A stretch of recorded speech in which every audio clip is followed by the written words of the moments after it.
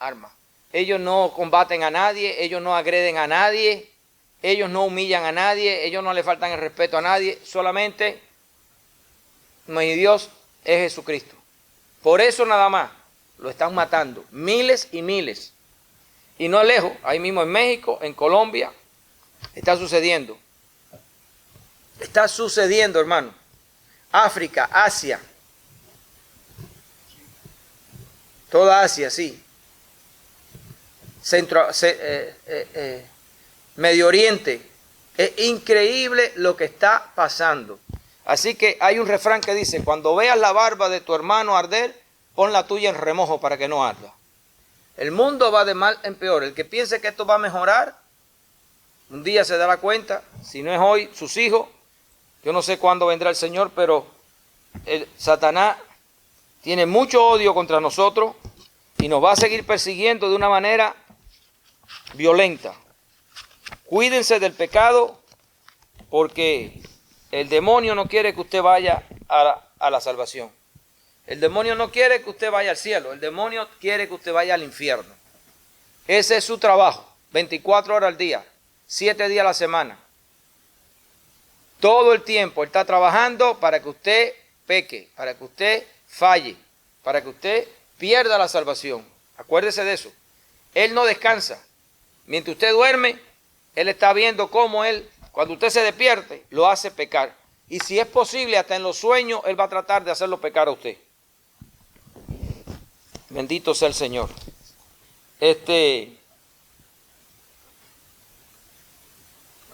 Estamos viendo, en verdad es el proyecto de Dios. Estamos viendo esta enseñanza que es sobre el Israel de Dios. Tenemos la sexta enseñanza hoy. El Israel de Dios. Todo el mundo conoce en Israel. En el mundo entero Israel se conoce. No es, yo creo que donde único tal vez no lo conozca serán en los grandes, las Amazonas, lugares tan remotos que tal vez nunca ha llegado ningún hombre del exterior, pero donde quiera que llegue una civilización moderna de hoy, vamos a llamarle así, se conoce Israel. El pueblo que Dios creó para él. Y hemos visto, hasta el momento hemos podido ver que el plan de Dios de haber creado Israel y todo lo que Dios ha hecho con Israel es con un propósito, y que a Israel lo dio, además de crear su plan, lo dio como un símbolo para la verdad que Dios está creando. Ok. Este mundo donde estamos viviendo es un mundo pasajero. Es un mundo que Dios creó, pero con el objetivo de hacer otro mundo a partir de nosotros los seres humanos. Con nosotros los seres humanos. Esa es la verdad de nuestra creación. Nuestro mundo no es este. Esto es un breve tiempo que vamos a estar aquí, todos lo sabemos. Aquí los que más duran son 100 años, escasos 103, 115, por ahí duran un poquitico. La mayoría de las personas no duran ni 80 años, mueren mucho antes. Entonces este mundo no es de nosotros. La muerte está presente en este mundo y Dios no es un Dios de muertos, Dios es un Dios de vivos. Dios no creó la muerte. Y a través de Israel pudimos ver que Israel es un símbolo de aquello que será eterno. Israel es el símbolo del verdadero Israel de Dios. Y lo leímos en Gálatas, capítulo 6, cuando el Espíritu Santo nos enseña, en Gálatas capítulo 6, verso 16 creo que es, ¿no? 6, verso 16, dice, y a todos los que anden conforme a esta regla. ¿Cuál ustedes creen ahora? Le dije que yo quería que ustedes analizaran, porque aquí vamos a leerlo completo. Y todos los que anden conforme a esta regla, paz y misericordia, sea a ellos, a los que anden con la regla, y al Israel de Dios. ¿Cuál es la regla? Creer en Cristo Jesús. Esa es la regla. La fe. en nuestro Señor Jesucristo, en lo que Él hizo por nosotros. El testimonio de su muerte y resurrección. Dios hecho carne para salvarnos. Pero ahí también dice, y paz y misericordia sea a ellos y al Israel de Dios. Con el estudio que tenemos hasta ahora, podemos darnos cuenta que hay una diferencia entre el Israel de Dios y aquellos que viven de acuerdo a la regla. El Israel verdadero de Dios ya encontramos que se va a hacer por fe a Jesucristo. Pero mientras estamos aquí ahora en este momento, en la época de la gracia, el Espíritu aquí separa dos partes. Los que viven de acuerdo a esta regla y al Israel de Dios. Ahora, hay una parte, la hermana dijo eso, pero quiero enfatizar que esta regla lleva algo más que creer en Jesucristo. Hay un pedacito que faltó ahí en lo que la hermanita dijo, que yo quiero agregarlo, que es la parte de completar la regla. ¿Por qué? El Israel de Dios se hace por medio de la fe. Pero hay una parte que no solamente lleva la fe de creer en Cristo Jesús, se hace por la fe, pero no solamente por la fe en creer en Cristo Jesús, en su obra redentora en la cruz por nosotros, sino que hay un pedacito más que se agrega, que son aquellos que van de acuerdo a la regla, y está en el verso 15. Vamos a ver si lo encuentran ahí. ¿Quién me lo encuentra? Sí, hermanita. Una nueva creación.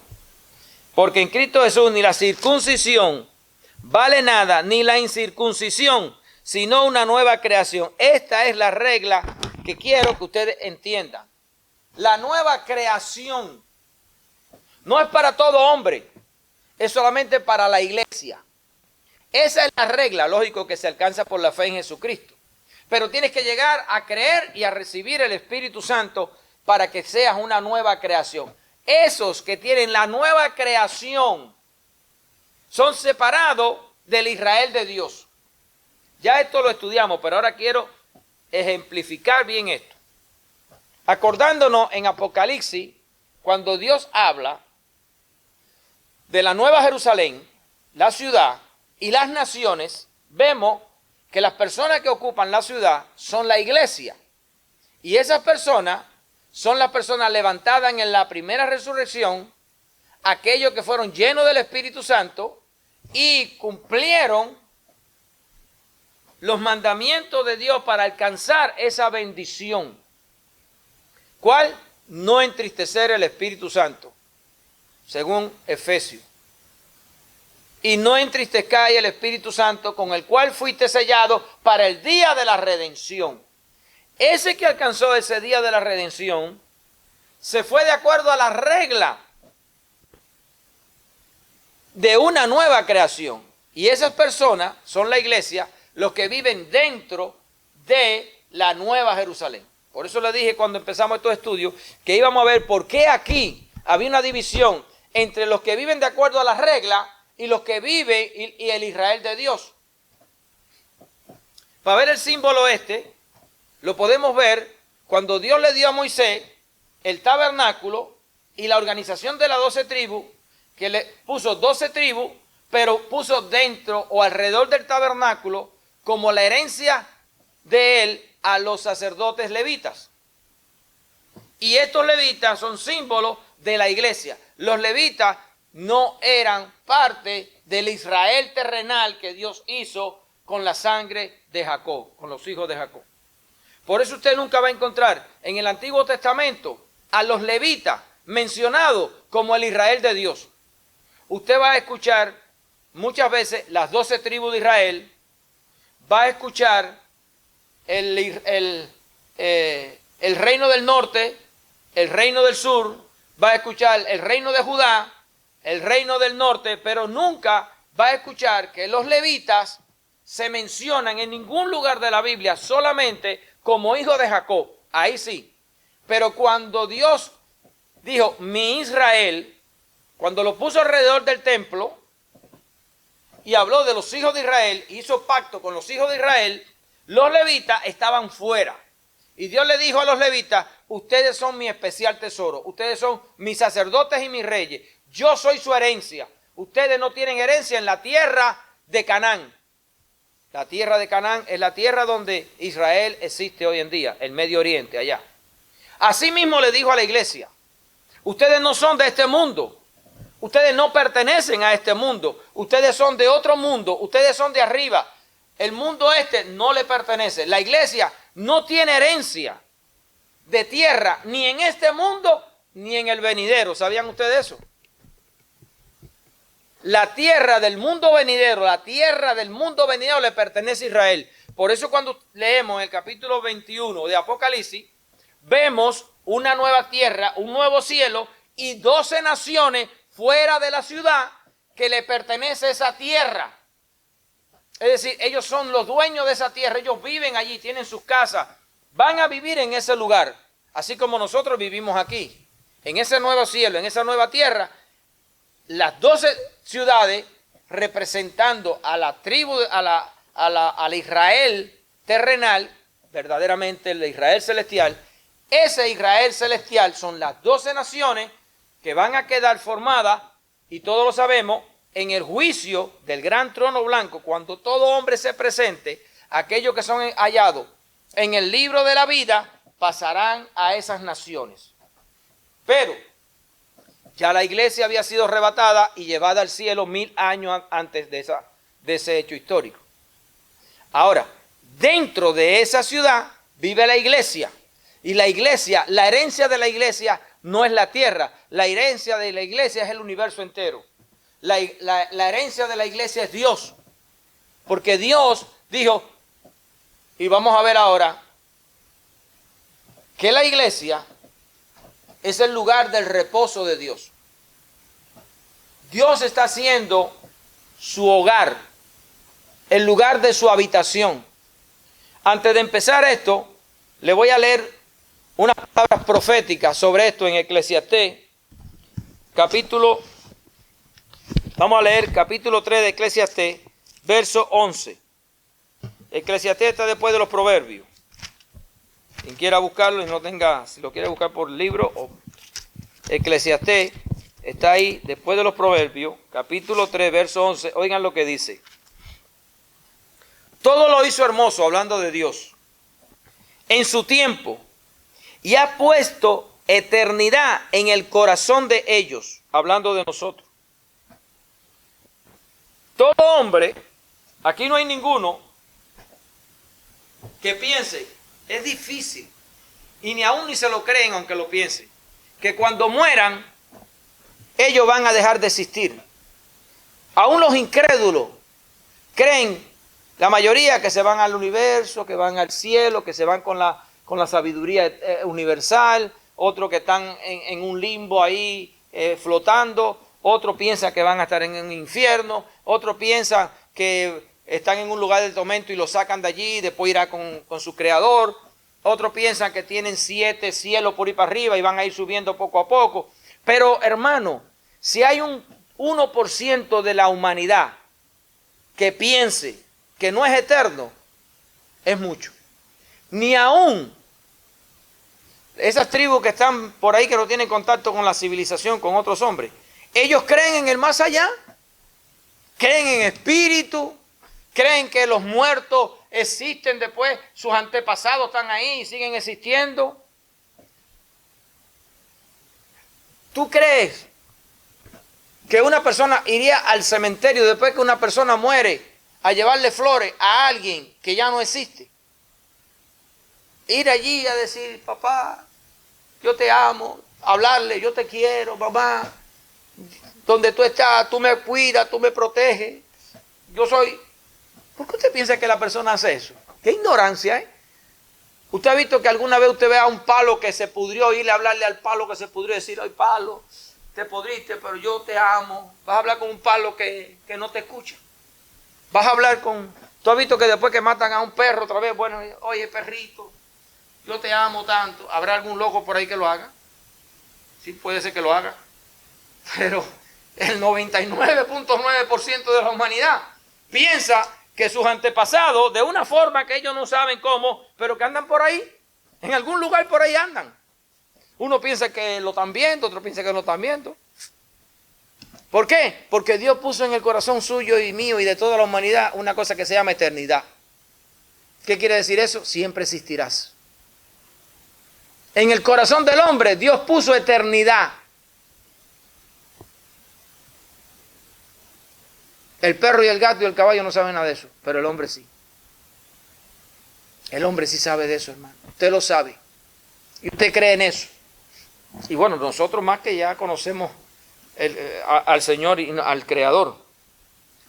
Todo lo hizo hermoso en su tiempo y ha puesto eternidad en el corazón de ellos. ¿Sabe lo que significa corazón aquí? Miren. Entendimiento, conocimiento, sabiduría. Ese ser que está allá adentro, que todo el mundo le llama alma, o le llama espíritu, como le quieran llamar, no importa. El ser verdaderamente sabio. Dice, oigan ahora lo que dice, sin que alcance el hombre, oigan bien, a entender la obra que ha hecho Dios desde el principio hasta el fin. Oigan lo que dice aquí ahora. Puso eternidad en nosotros. Pero el hombre no entiende, no tiene capacidad de comprender esta eternidad que Dios ha puesto en su corazón. Por eso es que hablan cosas insensatas y no saben y dicen, bueno, el muertico mío está en tal lugar, el otro está en este lugar, y ahora cuando se vaya va para tal lugar y no saben para dónde va. Y no saben lo que va a pasar cuando, como la gente dice, no, cuando yo me muera ya veré qué pasa del otro lado. Porque no conocen, no saben la verdad de que por qué existen, para dónde van y por qué el Creador lo creó y para qué lo creó el Creador. No conocen el plan de nuestro Creador.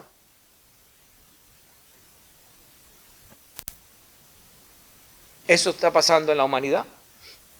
Vamos a leer un versículo más en el capítulo 8 ahí mismo de Eclesiastés, verso 17, y dice, yo he visto todas las obras de Dios que el hombre no puede alcanzar, y he visto todas las obras de Dios que el hombre no puede alcanzar, la obra que debajo del sol se hace. Oigan bien, debajo del sol se está haciendo una obra que nosotros, los hombres, no la podemos alcanzar. Bueno, nosotros sí la podemos alcanzar, la estamos alcanzando. Pero el hombre, humanamente, no la puede alcanzar porque el hombre no tiene capacidad para alcanzar la obra que el Creador está haciendo con él. El hombre no puede llegar a alcanzar esa obra, no puede hacer nada para alcanzarla. Eso es una obra del Creador. Es como que el carro disponiera a hacerse a él mismo. Que el micrófono disponiera a hacerse a él mismo. Que esta casa se hiciera por ella misma. No puede. Asimismo, el hombre no puede alcanzar por él mismo lo que el Creador está haciendo. Y sigue la palabra diciendo, por mucho que trabaje el hombre buscándola, no la hallará. Puedes hacer lo que tú quieras tratando de encontrarla por ti mismo. No la vas a hallar. Aunque diga el sabio que la conoce, no por eso podrá alcanzarla. En otras palabras, aunque tú y yo sepamos lo que Dios está haciendo con nosotros, yo puedo hacer todo lo que yo quiera, pero no puedo alcanzarla. Él es quien tiene que llevarme a mí a alcanzar esa obra. Por eso la fe es la que nos lleva a nosotros a la obra que Dios está haciendo con nosotros. No es por obra, es por fe. Y la fe no es de obra.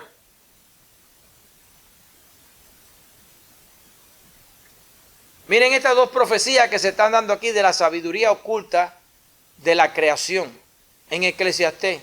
Lo escribió un hombre hace más de 1500 años. Y hay tantos sabios en la tierra y no conocen esto. Entonces, en el capítulo de Hebreos 3, hoy vamos a estudiar con este principio,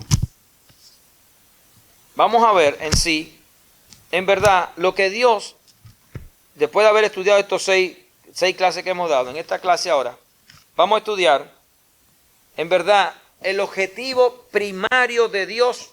Fíjense, No para ti, sino para Él. Voy a ponerte esto. Vamos a suponer que la casa esta sea sabia. Pero yo la voy a hacer. Y la casa, como es sabia, ella enciende sus luces, ella misma se pinta, ella misma se arregla, y ella hace muchas cosas aquí. Pero yo fui quien la hice. Y como yo fui quien la hice todas esas condiciones, que la casa se pinta, que la casa se alumbra, que la casa se limpia sola, que la casa se calienta y se fría sola. Pero todo eso, ¿sabe para qué sirve? Para mí. Porque todo lo hice con el objetivo de que la casa me sirva a mí. Que se pinte para mí, se ponga bonita. Que se limpie para que no te sucia para mí. ¿Entienden? Fíjense, piensen de esa manera. Entonces, Dios está haciendo todo esto, es el creador, pero todo lo está haciendo por Él y para Él, dice la palabra. Hay un objetivo preciso. ¿Por qué existimos y para qué existimos? ¿Y por qué existe este mundo? Hay un objetivo básico y es el que vamos a llegar, que se llama, y le voy a poner ya el nombre, el descanso de Dios. Ese es el objetivo de Dios, su lugar de descanso. Dios está buscando el lugar de su descanso, está creando el lugar de su descanso. Le estoy hablando del creador del universo. Ese es el objetivo de Dios al final, el lugar de su descanso. Cuando yo hice mi casa, yo hice el lugar de mi descanso, el lugar de mi alegría, el lugar donde yo voy a regocijarme, el lugar donde yo voy a tener mi mayor gozo, el lugar de mi paz. Y eso es lo que Dios está haciendo debajo del sol con nosotros. Y lo vamos a encontrar hoy. Para encontrar el verdadero Shabbat, el verdadero sábado del Señor, la revelación del Shabbat, de por qué el Shabbat y cuál es el Shabbat. Vamos a Hebreos capítulo 3, verso 1. Dice el Señor allí: por tanto, hermanos santos, oigan bien, no a todo el mundo, a los participantes del llamamiento celestial, a esos, consideren al apóstol y sumo sacerdote de nuestra profesión, Cristo Jesús, el cual es fiel al que le constituyó. ¿Quién es el que es fiel al que le constituyó? ¿Quién es el fiel? ¿El cual es fiel? ¿Quién es ese? Jesús. Jesús es el fiel. Él es el sumo sacerdote, el cual, este sumo sacerdote, Cristo, es fiel al que le constituyó. ¿Quién lo constituyó? Dios el Padre. Como también lo fue Moisés en toda la casa de Dios.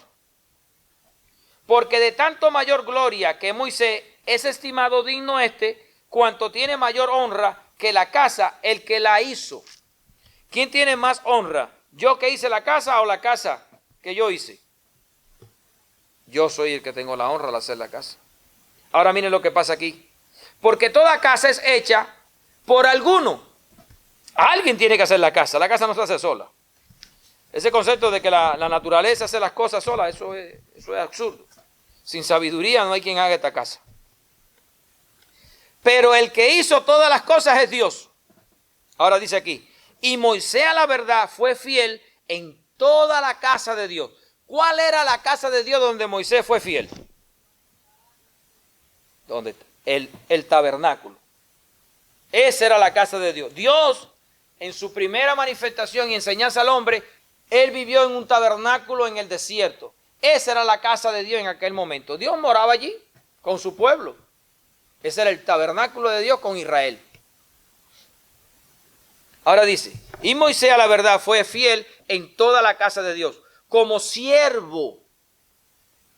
Pero, oigan esto, para testimonio de lo que se iba a decir. En otras palabras, esto que se está haciendo aquí es un testimonio para el futuro, no es la verdad. Es un testimonio para el futuro. Ahora viene el verso 6, que es el clave. Pero Cristo, no como siervo, sino como hijo, sobre la casa de Dios, sobre su casa, sobre la casa de Dios, la cual casa somos nosotros. Esto es lo que Dios quiere hacer. Y esto es lo que Dios va a hacer. Y esto no lo va a impedir nadie. Eso es lo que Dios quiere hacer, su casa. Retenemos al fin la confianza y el gloriarnos en la esperanza de la obra que Cristo hizo por nosotros y respetar lo que Dios nos hizo para alcanzar esa esperanza que Dios tiene para nosotros en los cielos. Este es el propósito verdadero de Dios, hacer su casa. Por eso le mandó a Moisés, hazme una casa, como un símbolo para la casa que yo voy a hacer. Y vamos a estudiar esto un poquito más profundo. Entonces, con esta visión, lo que Dios quiere hacer con nosotros los seres humanos, lo que Dios se ha propuesto hacer con nosotros, y nosotros el que quiere entra en este plan y el que no quiera no entra. Eso es como el que quiere ser médico, pues va y estudia. Y el que quiere hacer una casa, pues va y se propone y la hace. Entonces, aquí está la voluntad de nosotros. Bueno, vamos entonces a entrar, vamos a leer del 7 al 11, que es la continuación de esto, para ver lo que dice el Espíritu Santo en la palabra. Por lo cual, como dice el Espíritu Santo, eso lo dijo el Señor hace como 1200 años antes de Cristo. Serían 2800 años de ahora. Si oyeres hoy su voz, no endurezca tu corazón, no seas incrédulo a lo que él dice, y te vires contra la verdad.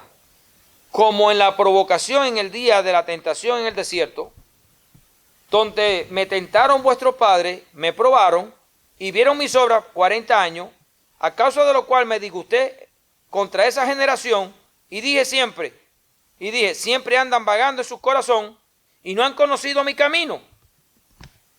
Esta historia la conocemos. Como el pueblo de Israel, 40 años en el desierto, no lo conoció a Dios, no creyó en Dios, no lo respetaron como Dios y fueron incrédulos. Porque la falta de respeto a Dios es la causa de la incredulidad. Cuando tú le crees a Dios de verdad, tú lo respetas. Y voy a ponerte un ejemplo sencillo. ¿Tú respetas la corriente eléctrica? ¿O no la respetas? ¿Quién no respeta aquí la corriente eléctrica? ¿Usted respeta la candela? ¿O no la respeta? ¿Por qué la respeta? Porque tú conoces lo que ella hace. Tú conoces lo que ella hace. Coge un niño chiquitico que no conoce y ponlo a la candela para que tú veas que le va a meter el dedo a la candela. Ponle un cable ahí con corriente y ponlo ahí para que tú veas que él va a ir y va a tocar el cable con corriente. Pero después que lo toque, tú vas a ver que no va a ir muy fácil a volver a tocarlo. Ni después que se queme con la candela, nosotros que nos quemamos alguna vez, igual, huyen porque conocen la verdad. Asimismo, el Señor dice, no me conocieron, no me creyeron, no me hacían caso y por eso ellos perdieron la bendición. Y dice aquí, por tanto juré en mi ira, dijo el Señor, no entrarán en mi reposo. No van a reposar junto conmigo. Ellos no son mi casa, en otras palabras. Yo no los voy a constituir a ellos mi casa. Entonces, vamos a seguir estudiando esto. Vamos a ir ahora al Salmo, para que ustedes vean esta palabra, un aproximado de alrededor de 1200, 1300 años antes de Cristo, no de ahora, 3300 años. Dice el Salmo 132:11. Mira la exclamación del Espíritu Santo. Miren lo que dice aquí. En verdad juró Jehová, hasta el 18, a David, y no se arrepentirá de ello. De tu descendencia pondré sobre tu trono. Oigan bien, y todos sabemos que Jesucristo vino de la descendencia de David. Si tus hijos guardaren mi pacto y mi testimonio que yo les enseñaré, sus hijos también se sentarán sobre tu trono para siempre. Porque Jehová ha elegido a Sión, la quiso por habitación para sí mismo. Este es para siempre el lugar de mi reposo.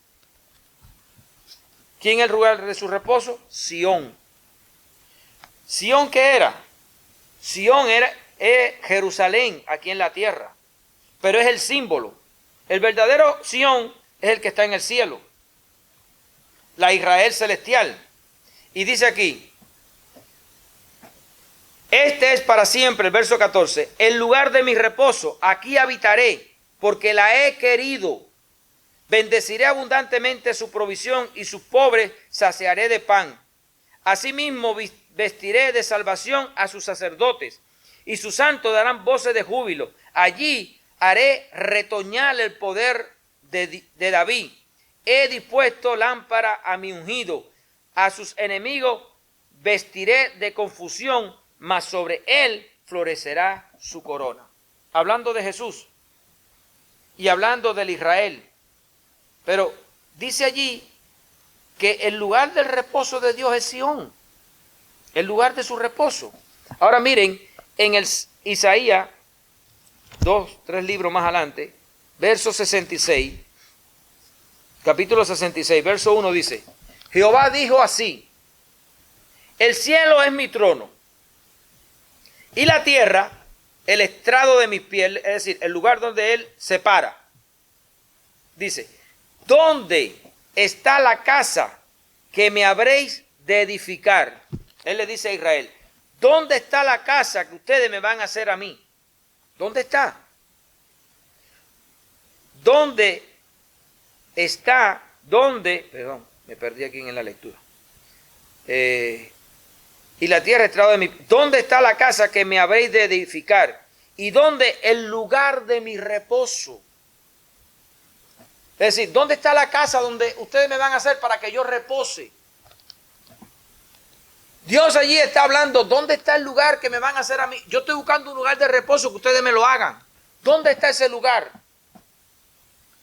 Sabemos que el Israel terrenal no pudo crear ese lugar. Ese lugar nada más, lo acabamos de leer en el verso 3, en el capítulo 3 de Hebreo, que la casa de Dios, del reposo verdadero de Dios, ¿lo hizo quién? ¿Lo está haciendo quién? Jesús. El Señor Jesús es quien está haciendo eso. Vamos a Hebreo capítulo 4 ahora, para seguir adelante. En Hebreo capítulo 4, vamos a leer un buen pedacito aquí también, del 1 al 11. Vamos a ver lo que dice aquí. Hebreo 4, del 1 al 11.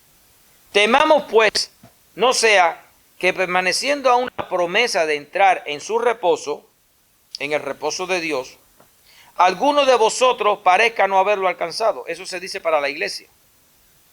La iglesia, pueden haber personas que están aquí en la iglesia, que se reúnen hoy alrededor del mundo, pero las condiciones de ellos muestran que no han alcanzado el reposo de Dios como no lo alcanzó el Israel que salió de Egipto.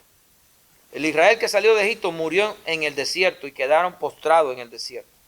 Asimismo, parte de la iglesia hoy en día va a quedar en la tierra y no va a poder ser resucitada. No va a poder ser levantada a los cielos. Porque como el Israel de Dios le falló a Dios y no lo respetó y no le creyó a Dios, también muchas personas hoy en día no van a ser levantadas cuando venga el arrebatamiento. Por eso vimos la parábola de 5 vírgenes sensatas y 5 insensatas, dando Dios a entender que muchas que eran vírgenes se quedaron. ¿Por qué? La insensatez. ¿Cuál es la insensatez? No creerle a Dios y no obedecerle. Podemos ver Jesús que habló de que andarían 2 en una cama, uno se queda y el otro se va. Andarían 2 en un molino, uno está moliendo y uno se va y el otro se queda. Andarían 2 en el campo, uno están en el campo, uno se va y el otro se queda. ¿Qué está mostrando Jesús? Que en la iglesia, cuando ese hecho histórico venga, algunos que están en la iglesia no están en el reposo de Dios, no han entrado a ese reposo, no son casa de Dios, no pertenecen a Dios, aunque están en una congregación y se llaman ser cristianos y se llaman ser iglesia. pero no reúnen las condiciones de tener el Espíritu Santo alegre y contento, sino que lo tienen entristecido. No entristezcáis el Espíritu Santo con el cual fuiste sellado para el día de la redención. Y tienen el Espíritu Santo entristecido. Y no se van a ir. Sus cuerpos y sus almas se van a quedar aquí en la tierra, los que están vivos. Los que están muertos, bueno, ya ellos saben dónde están y lo que les pertenece. Pero los que están vivos, estoy hablando de los que están vivos. Porque esto se le está hablando a la iglesia viva, no a la iglesia que está dormida. Porque también a nosotros se nos ha anunciado las buenas nuevas como a ellos, como a los israelitas. Pero no les aprovechó el oír la palabra por no oírla acompañada de fe en los que la oyeron. Ellos escucharon al Señor hablarle y darle todas las leyes y decirle lo que tenían que creer.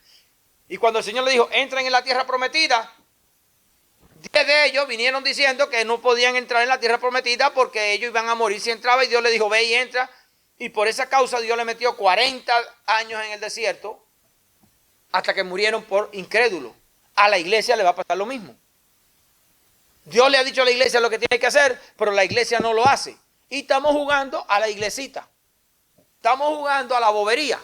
Y eso está pasando en el mundo entero. Y la gente piensa que podemos pecar, podemos tener malos sentimientos, podemos tener malos pensamientos, podemos estar en pleito, podemos estar en ira, podemos estar en discordia, podemos estar en avaricia, podemos estar en orgullo, podemos estar en adulterio, podemos estar en fornicación, podemos estar mintiendo, podemos estar haciendo todo lo que nos da la gana y no hay problema porque voy a la iglesia. Y yo diezmo o doy plata, o en la iglesia soy el santico más lindo que hay, pero cuando salgo soy un ogro. Y tengo malas pulgas, y no respeto a las personas, y no perdono a las personas, y vivo con amargura, y vivo con rencores, y creo que soy el papacito de la cuadra, y si alguien se me revira le doy un piñazo. Y no tengo problema, no. Yo voy a la iglesia. Yo voy a la iglesia, y mi iglesia tiene una doctrina sana, pero yo estoy enfermo. Yo estoy podrido por dentro. No soy humilde, no soy manso. No trabajo para el Señor. Creo que todo me lo merezco. No respeto ni a las personas mayores, ni respeto a las autoridades. Y creo que lo que yo digo es la ley. Y ando con una pistola como en el tiempo de los cowboys de allá del oeste, montado en un caballo. Soy el pistolero del oeste. Entonces, cuando llegue el día, hermano, que va a llegar, usted no creyó, usted no respetó, usted hizo lo que le dio la gana. Usted vivió de acuerdo a su voluntad, o yo. Y pensamos que cuando venga, ay sí, que Cristo viene. Y así como Dios también vino un día al pueblo de Israel, lo sacó de Egipto con mano poderosa, y mira lo que le pasó. 40 años para morir en un desierto, por gusto, por ignorante. ¿Qué dice la palabra? Hermano, tenga como ejemplo lo que le pasó a Israel, para que a ustedes no les pase. No jueguen con el Señor, porque con el Señor no se juega. Con el Señor no se juega. Y si tengo carácter, tengo que cambiarlo. Si quiero alcanzar. Si no quiero alcanzar, hermano, pues haga lo que usted quiera. Pero el que cree en la palabra y el que haya comprobado que esta palabra es la palabra de Dios, entonces tiene que pensar lo que dice la palabra esta. Porque no habla hombre, habla del Señor, el creador de los cielos y la tierra. Y todavía puedo hacer un pecadito y no hay problema. Y todavía me puedo resbalar un poquito, porque hay tiempo, todavía hay tiempo. Hay tiempo. Si tú no sabes el día de tu muerte. Tú puedes salir de aquí ahora mismo y morirte en el camino. O mañana en tu cama no va a amanecer. ¿Quién sabe el día que se va a parar el corazón este? ¿Hasta cuándo la pila esta dará? ¿Quién lo sabe? Solo Dios lo sabe. Pero nosotros que no lo sabemos, debemos de prepararnos. Porque no sabemos cuándo el enemigo va a atacar. No sabemos cuándo va a atacar. Ustedes, ahí tienen el caso de de Sergio, el yerno de la hermana Lili. ¿Vieron ahí cómo estaban corriendo porque Sergio se estaba enfermando con el coronavirus y casi muriéndose con los pulmones con problemas? Pidiendo oración y pidiendo ruego, ¿no, verdad? Ustedes ven ese tipo de vida de persona. Ay, se está muriendo, oren por él, oren por él, oren por él, oren. Que no se me muera Sergio. No, está vivo, gracias a Dios. Pero díganme, ¿qué fruto tiene ese hombre para Dios? Así somos nosotros, la raza humana. Por eso el hombre no sabe lo que Dios está haciendo con nosotros. Bienaventurado el que tiene ojo para ver y oído para oír, hermano. Y darse cuenta de la verdad, de quién es, por qué existe y para qué existe. Y lo que tiene que hacer y tomar esto con responsabilidad. Porque también a nosotros se nos ha anunciado las buenas nuevas, como a ellos. Pero no les aprovechó el oír la palabra, por no oír acompañada de fe en los que la oyeron. El que tiene fe obedece, el que no tiene fe no. Esta palabra la lee y es igual que leer el periódico del año de la Segunda Guerra Mundial. No le va a poner atención. Pero los que hemos creído, los que creemos, entramos en el reposo. Los que de verdad, ese no es el creer de, ay, yo creo en Cristo. No, el que cree y le obedece, el que le obedece. El que viene a Cristo y dice, Señor, yo sé que tú eres Dios. He comprobado que tú viniste al mundo, moriste por mi pecado y pagaste mi culpa y te levantaste de entre los muertos para justificarme delante del Creador, para poderme salvar. Yo te creo, yo sé que tú moriste por mí y yo sé que si yo creo en ti, tú me vas a salvar a mí. Y yo, como tú dices, Señor, me meto debajo del agua y me bautizo y me levanto diciendo, Padre, hago esto de en fe. Morí con Cristo y me levanté con Cristo. Y ahora, Señor, yo quiero el Espíritu Santo, lléname de ese Espíritu. Quiero ser tu casa, quiero que tú reposes dentro de mí. Y Jesús se ocupa de meter el Espíritu Santo dentro de ti si tú eres un hombre de fe, de justicia y de verdad. Pero si tú eres un malandrín, es la palabra que me vino al corazón, un sinvergüenza.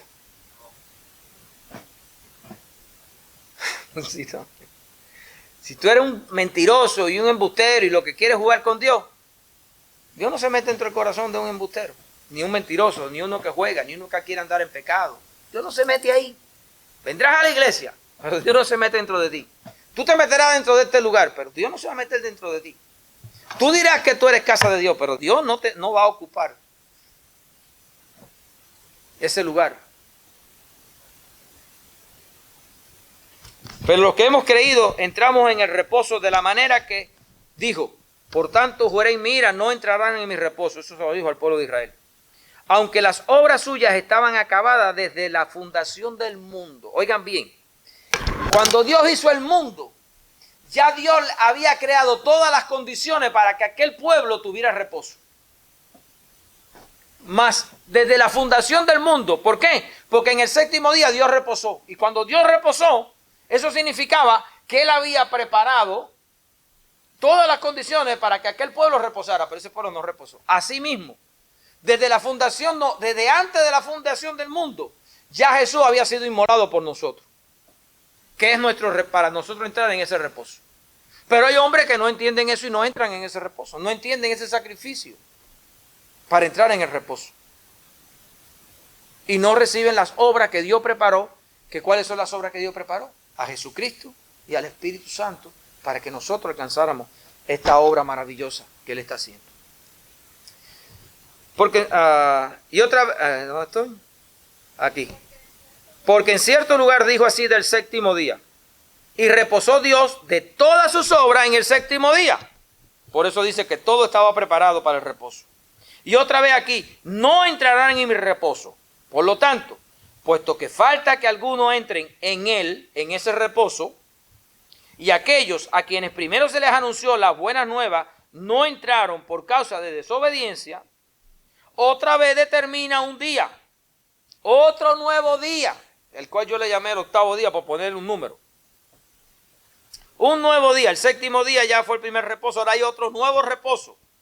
Un nuevo día, eso significa una nueva creación.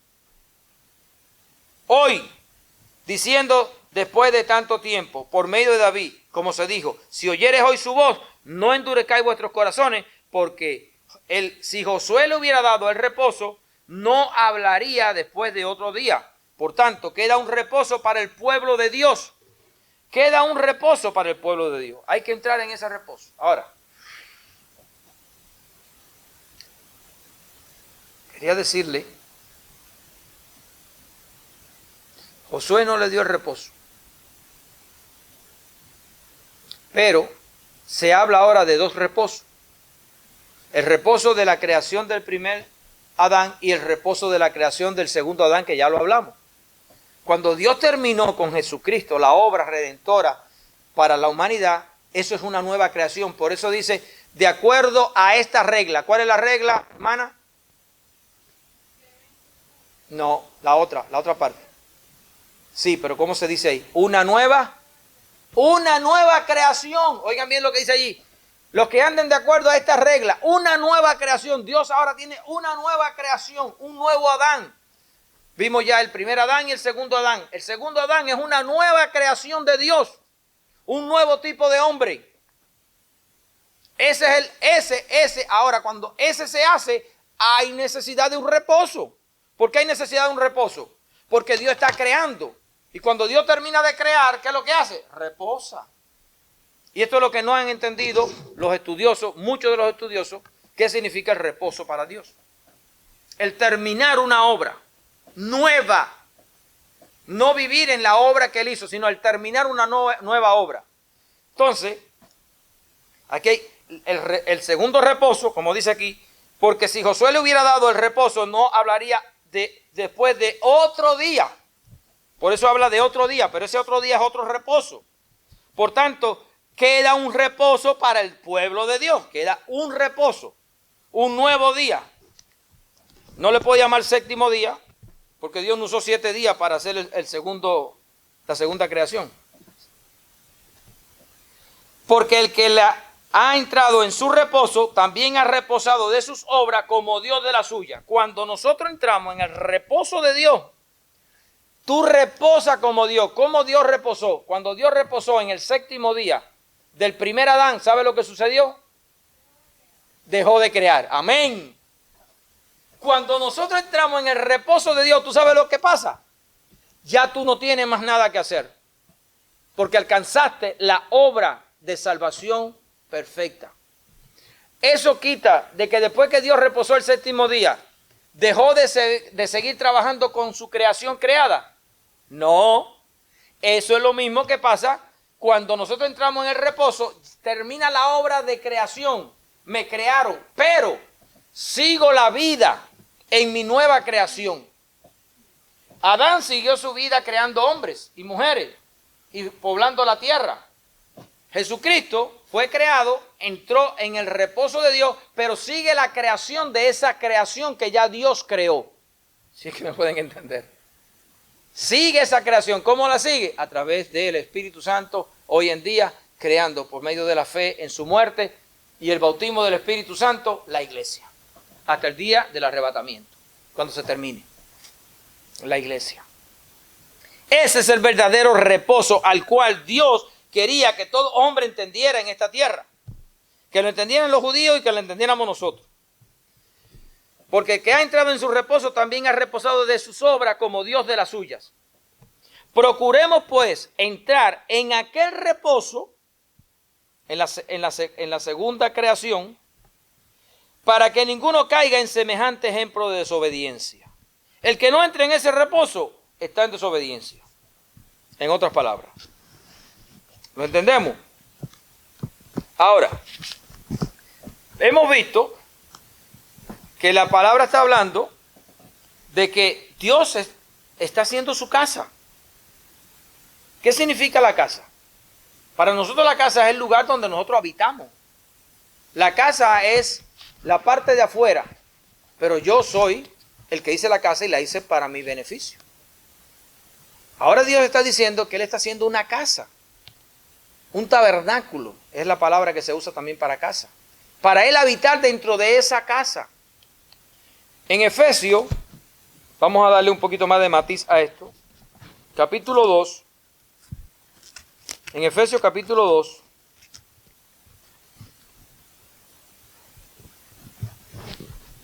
Sería maravilloso leer desde el 2 hasta el 22.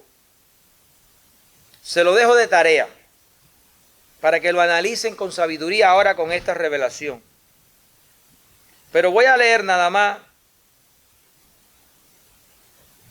Voy a leer nada más desde el verso. Vamos a leer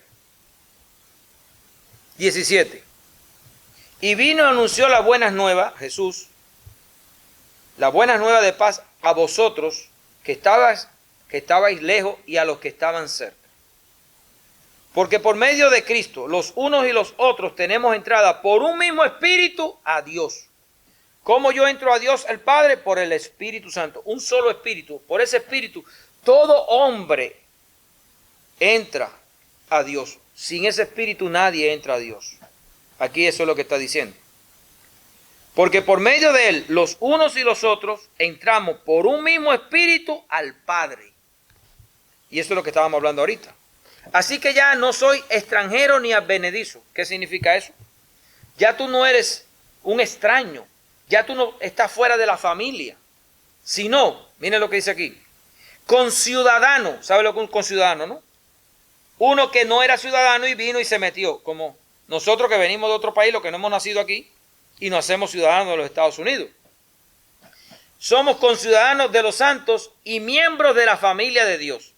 Dice que ahora tú eres miembro de la familia de Dios. Dios está haciendo su familia. La casa de Dios es la familia de Dios. Porque cuando nosotros hacemos una casa, nos casamos y ahí tenemos nuestros hijos. Es el mismo símbolo. Dice que somos ahora la familia de Dios, edificados sobre el fundamento de los apóstoles y profetas, siendo la principal piedra del ángulo Jesucristo mismo. En otras palabras, la base para hacer esa casa, esa familia es Jesucristo. A partir de Jesucristo es que se hace esa familia. No es a partir de otro hombre, de otro Adán. No es a partir de Moisés, no es a partir de ningún profeta. Es a partir de Jesús. Por eso Jesús dijo, yo edificaré mi iglesia sobre esta revelación, que yo soy el Hijo de Dios. Y dice, en quien todo el edificio, toda la iglesia, toda esa casa, bien coordinada va creciendo para ser un templo, una casa, un templo santo en el Señor, en quien vosotros también sois juntamente edificados para morada de Dios en el Espíritu. Esa morada de Dios en el Espíritu es lo que Dios se ha propuesto hacer y por la cual Dios está haciendo todo lo que está haciendo y nosotros somos parte de eso que Dios está haciendo y lo que Él quiere hacer. Y ese es su reposo. Cuando Él termine ese lugar maravilloso, es ahí donde Él va a vivir. Y viendo esto, en Apocalipsis ya cuando Él nos da la visión del futuro, que da la iglesia, dice, este es el tabernáculo de Dios con los hombres. Es decir, la casa de Dios, el lugar donde Dios habita para todas las 12 naciones que están alrededor de esa hermosa ciudad. Esa es nuestra esperanza. Esa es la esperanza de Dios. Esa es la visión de Dios. Ese es el propósito que Él tiene. Y eso es lo que Él está haciendo para Él. Ahora usted y yo entramos si hacemos lo que Él dice. Si no lo hacemos, hermano, no vamos a entrar. Vamos a tener otro verso. En el capítulo de Efesios 1, del 15 al 23. También hay una información aquí que ustedes la pueden leer. Yo no la voy a leer completa para no tomar tanto tiempo. Vamos a leer del verso 20. Vamos a leer en el 19. ¿Y cuál la supereminente grandeza de su poder para con nosotros los que creemos según la operación del poder de su fuerza? Es decir, la fuerza de Dios opera en los que creemos, la cual operó en Cristo resucitando desde los muertos y sentándole a su diestra en los lugares celestiales.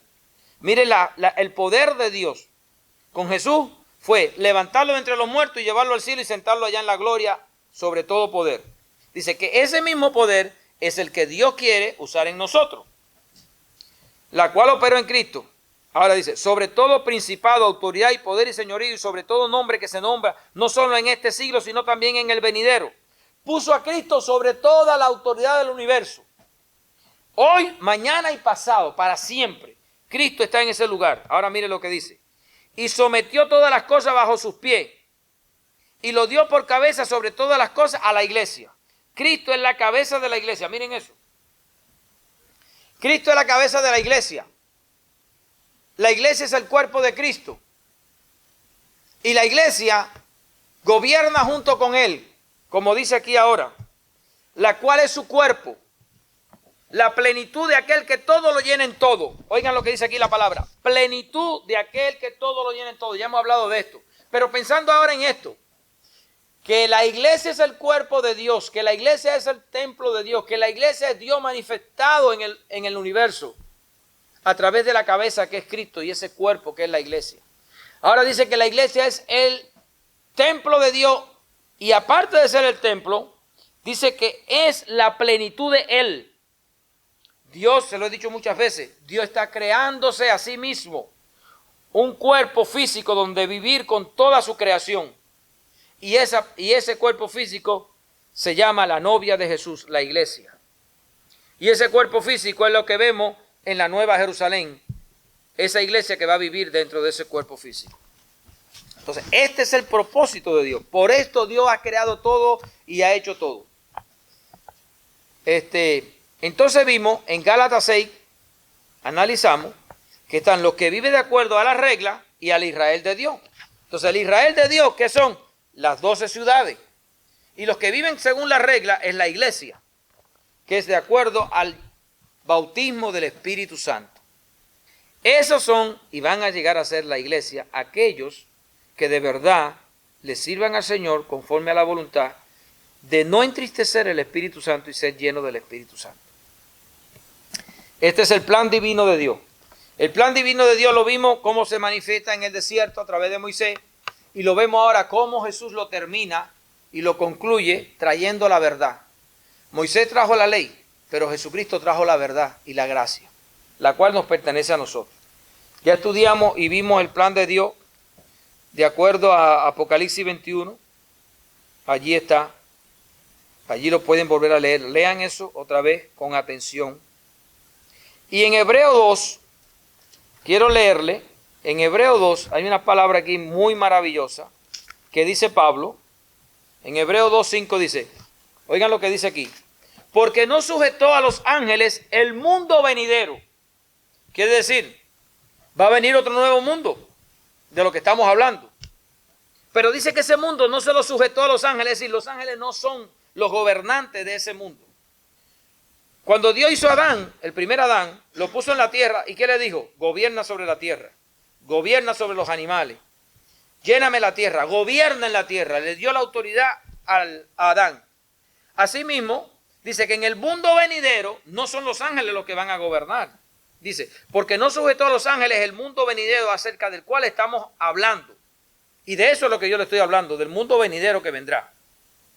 Porque alguien testificó en cierto lugar diciendo, lo dijo el Salmo 8 del 4 al 6, ¿qué es el hombre para que te acuerdes de él? Oigan esta profecía.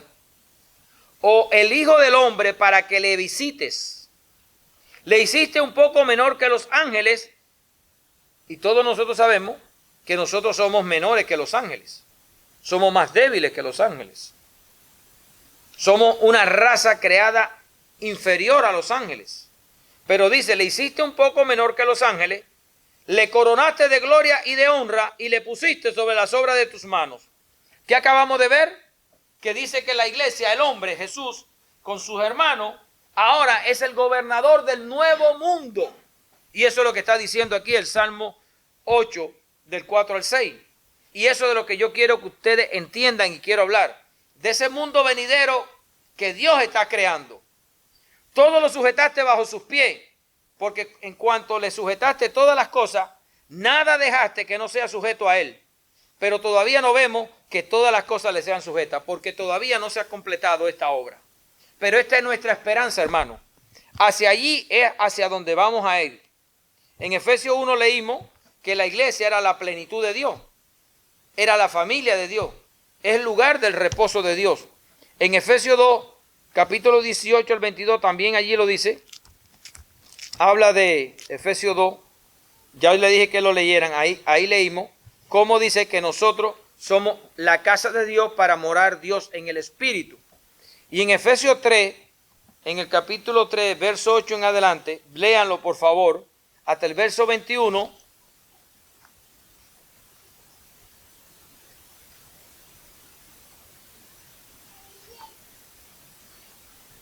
Allí habla del misterio de Dios, escondido por los siglos, pero que fue revelado a nosotros.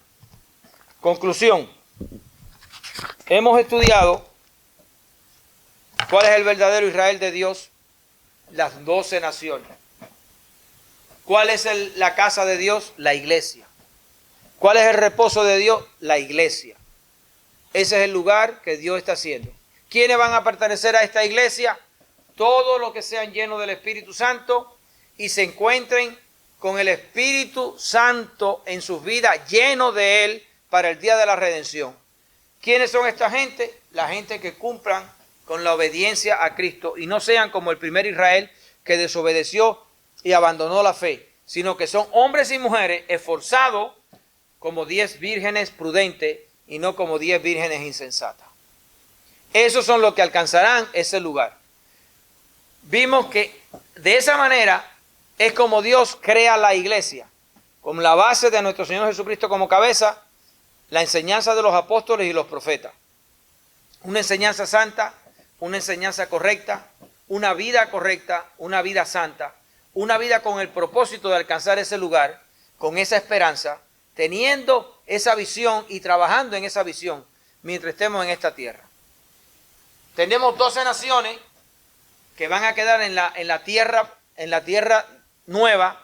Esas naciones, ¿cómo van a ser hechas? No van a ser hechas por el bautismo del Espíritu Santo. Van a ser hechas por el perdón de sus pecados, de acuerdo al libro de la vida. Aquellos que se han encontrado en el libro de la vida, al final de todo esto, esas personas pasarán a las naciones y se llenará aquella tierra de gentes salvas. Y los que no sean salvos, la otra humanidad, que nunca respetó al Señor y no creyó en la muerte de Jesús, pasarán al lago de fuego, a un lugar de tormento eternamente, a vivir una vida eterna de tormento, con sufrimiento, padecimiento eterno. Ese es el fin de lo que venimos hablando, del fin de los siglos y del fin de todas las cosas. Espero, hermano, que esta enseñanza ustedes la alberguen en sus corazones, les sirvan para multiplicar su fe, le ayuden para apartarse de sus pecados a todos nosotros. Que esta enseñanza nos bendiga para poder alcanzar la eternidad. Bendito sea el Señor. Vamos.